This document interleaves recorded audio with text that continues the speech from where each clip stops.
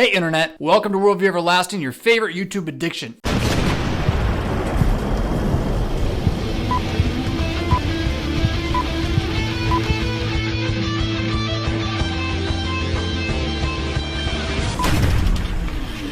This episode of Worldview Everlasting is brought to you by the letter Awesome, the numbers Sweet Action, and Issues Etc. Talk radio for the thinking Christian.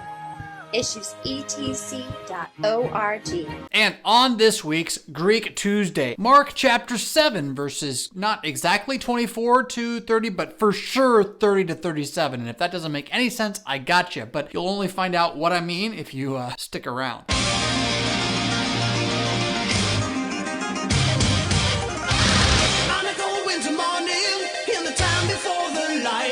So yeah, the lectionary sometimes does this thing where it gives you options in the text. That is, it'll give you a text that's appointed, and then more of the text that doesn't have to be read or written or printed, and then maybe sometimes an entirely different text. And I can't tell you I really understand exactly why all that is like that, but this is one of those weeks where the appointed text is Mark chapter 7, verses 30 to 37, but then you also maybe have verses 24 to 29, which is actually a really great idea because they go together. And so having them and not skipping large chunks of text kind of is helpful in the lectio continuum, the ongoing reading through a gospel, chunk by chunk at a time. This is doubly so in that both of the events that take place between 24 and 37 are a direct result of what we just saw happening over the last 2 weeks as Jesus finally begins to engage the Pharisees on their putting the traditions of their opinions and their history over and above the actual commandments of God, which God had given in his Torah on Mount Sinai. And this has caused them to not understand or see who Jesus is, namely that God come to complete those commandments in himself for the life of the entire world. And so there is massive foreshadowing and implication that the gospel which Jesus has come to bring, which is himself, is about to be taken away from this people and given to, well, them, but also to everybody else. Or to put it a different way, Jesus isn't going to continue trying to give it to people who don't want it, he's going to give it to people who want to hear it. And a quote from Isaiah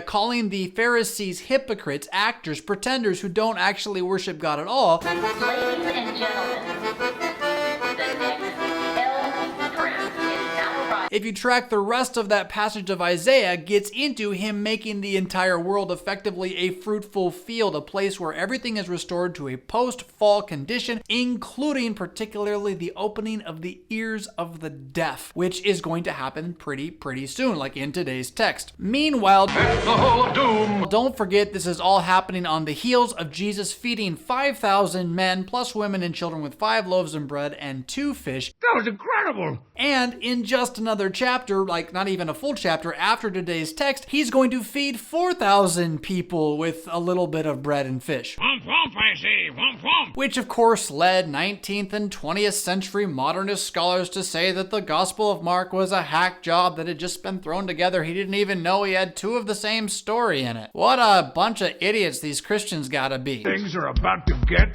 bulbous. Unless you pay attention to the text and you see that the first feeding was amongst the Jews and the second feeding is amongst the Gentiles, and the whole transition going right now is Jesus going out to the Gentiles and doing for them what he's already done for the Jews. And so maybe it all happened exactly as it said and it totally makes sense. Like, duh. I have no idea how to breathe. But you'd have to have some reverent attention to the text to figure that out. Ain't nobody got time for that. So that's what we're gonna do. So after the argument, Jesus leaves the area of Capernaum, which was a Jewish area, and he goes to the area of Tyre and Sidon, a very not Jewish area. Give me all the bacon and eggs you have. In fact, it is the homeland of Queen Jezebel, wife of Ahab, most notorious evil person in the entire Old Testament, give or take a few. Look at these wrinkles. What is holding this woman together? What the? How long has that been there? Enemy of the prophet Elijah, who happened to feed a woman with some flour that makes bread that was miraculous. Catching the connections? And so if anywhere is unclean, this place is unclean. Like Jesus is going into the heart of the place that should absolutely reject him. And just as he started back in chapter 1 by entering the Jewish area, casting a demon out of a Jewish man, now amazingly we have a non-Jewish woman with a very similar problem. But unlike Jezebel, who rejected God, and the Pharisees who are doing the same thing, this non-Jewish descendant of Jezebel's people knows who Jesus actually is. A woman whose little daughter is possessed by a demon comes to him, and she falls down at her feet, which is to implore his aid. And you would do this generally with people that are stronger than you, that you're acknowledging that they have more power than you do. And she begged Jesus to cast the demon out. And Jesus, who throughout Mark's gospel is kind of a little bit odd, doesn't always respond in ways we can make heads or tails out of, says, "Let the children be fed first. It is not right to take the children's bread and throw it to the dogs."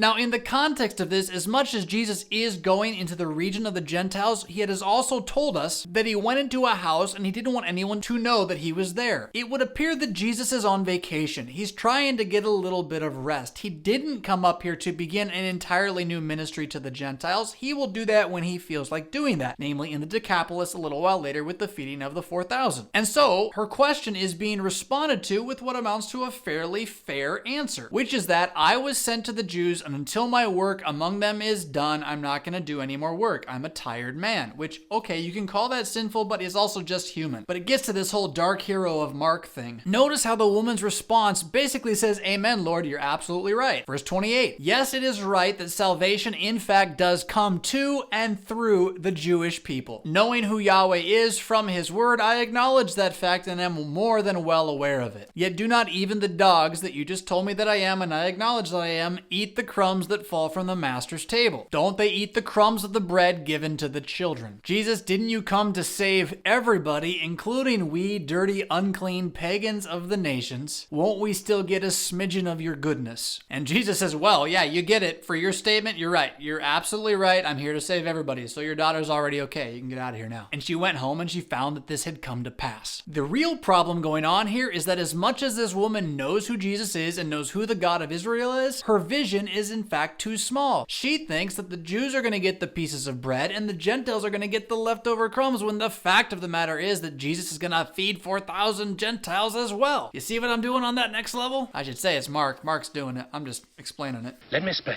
But the entire point here at the heart is that the nations are not outside of the salvation which Christ has come to bring. Whereas those who should be receiving Jesus are rejecting him, those who have no business knowing who he is hear his word and keep it. Just as Jesus also begins his ministry to the Jews by casting out a demon, now he has begun his ministry to the Gentiles a second time. Remember the demoniac as well, but this is the second time now he enters their territory, and the whole movement of the latter portion of Mark, which is about the nations, begins with casting out a demon. And then the story shifts again, and we're about to hit the absolute high water mark and midpoint of the gospel itself. Interestingly enough, on his way from Tyre and Sidon to the Decapolis, Luke tells us that he passes through Zarephath. Bless you. The actual location of the place that the endless jar of flour and the widow's house was that Elijah had overseen during the drought in 1 Kings 17. Could I have said that in a more roundabout and confusing way?